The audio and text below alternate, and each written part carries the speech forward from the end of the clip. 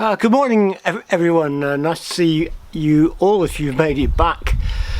It's a very bright but cold morning in mid-March, and I'm out with the boat this morning in the yard, giving it a bit of a spruce up after my first long and quite hard row down the Tamar.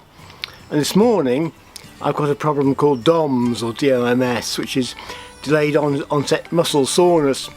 And in fact this morning everything aches. That's my hands ache from what I'm doing in the workshop. I'll show you that in a moment.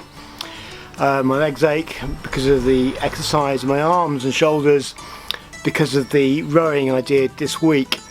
And what I did, launched at Cotehele, again talk about more about Cotehele in a while, and rowed upstream up past Calstock and up into the stretch of river beyond the first bend at Calstock. So it was good but quite hard, because I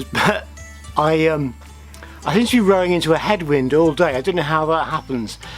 If I had a headwind at the start, which we did, how can I have a headwind at the end, which I'm when I come back in the same direction? Anyway, that's the Tamar for you. Today feels a bit like taking baby steps really, because yesterday as I film, when I was rowing, I learnt quite a few new things about the boat and in a way also about myself in terms of my capabilities rowing. It was a long, hard and quite ragged row in that nothing seemed to be quite right. And I seem to be obviously fighting a headwind. I seem to be fighting myself all day, and so rowing for 2 or 3 hours at the end I was pretty tired. There's a few things that occurred to me as small problems, and one is the oars, in that the collars don't seem to work for me very well, so I might have to swap those out for leather oar sheaths, because the position of the collars on the oars at the moment means that the oars are continuously like slipping in and out of the rowlocks, and the position keeps changing. It also might be that the height of the rowing seat is slightly wrong, but hey, these are small problems.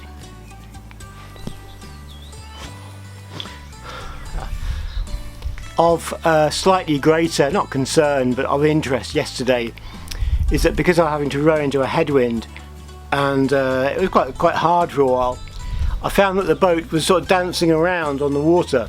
She doesn't seem to have great directional stability, and that was partially because I didn't have my daggerboard in, and because she's a flat bottom boat she was sort of skating around, so I was continuously either going into the weeds or going to the river centre or going into the trees or whatever, and that was a bit frustrating. But I think what I'm going to do in the future is carry the boat's original daggerboard just for rowing with. It's slightly shallower, it's very light, I can just have it sort of next to me in my hand, it can be go up and down when I need it, so that's one thing.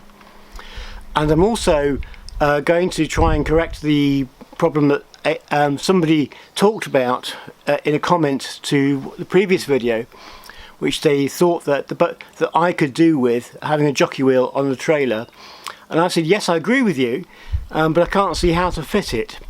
So one of the things I've done is to have a chat with my neighbour, who's much better with cars and trailers and stuff, and he thinks I can if I change the drawbar, that's the aluminium square section drawbar, first, and then leave enough room to put a jockey wheel between the end of the trailer angles and where the hitch goes. So that's one thing that's going to be done. So there's some quite small jobs there to do.